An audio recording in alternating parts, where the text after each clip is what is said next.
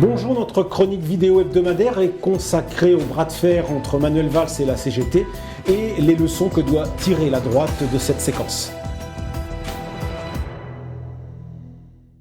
La droite aurait bien tort de se réjouir des déboires de François Hollande et de Manuel Valls. Tirer sur l'ambulance ne sert à rien. Railler une loi qui serait vidée de son contenu non plus. C'est à l'évidence une facilité doublée d'une erreur politique puisque cet article 2 de la loi travail soulève à la fois le rejet d'une partie de la gauche et satisfait le patronat. La droite qui diverge sur le sujet entre ces différentes écuries présidentielles ne doit pas se laisser aller à parier sur un retrait du texte. Surtout quand on sait que la plupart des candidats à la primaire disposent dans leur propre carton de projets de loi El Khomri puissance 10.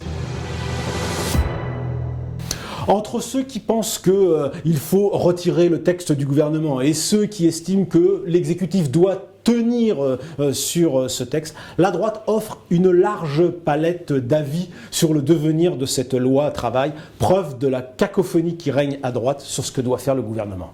Si tous les candidats à la primaire s'accordent pour fustiger à la fois la mauvaise méthode de gouvernement et surtout le très mauvais timing choisi par François Hollande pour imposer cette loi travail, les candidats à la primaire divergent sur les leçons à tirer de cette séquence. Polytraumatisé par les grèves de 95, Alain Juppé craint depuis le début un enlisement et appelle donc à la fois à l'apaisement et au dialogue pour sortir de la crise. Le maire de Bordeaux jure qu'il ne sera pas confronté à la même situation, car s'il est élu, il aura, dit-il, le soutien des Françaises, car il aura joué surtout la transparence avec son programme.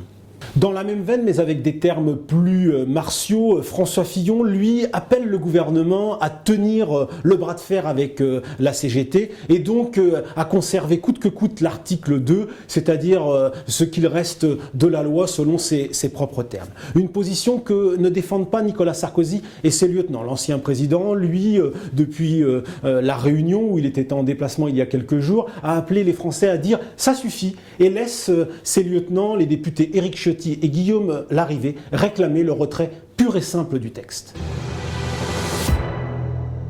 Après la défaite sur la déchéance de nationalité, l'épisode de la loi travail scelle l'échec pour le président sortant, dont le texte est rejeté majoritairement par les Français et singulièrement par le peuple de gauche. À droite, les choses sérieuses commencent dès à présent. Si les Français veulent l'alternance, tous les sondages le démontrent, ils ne veulent pas forcément du changement, encore moins des remèdes de cheval que préparent les candidats à la primaire avec leurs recettes libérales pour redresser l'économie après 2017.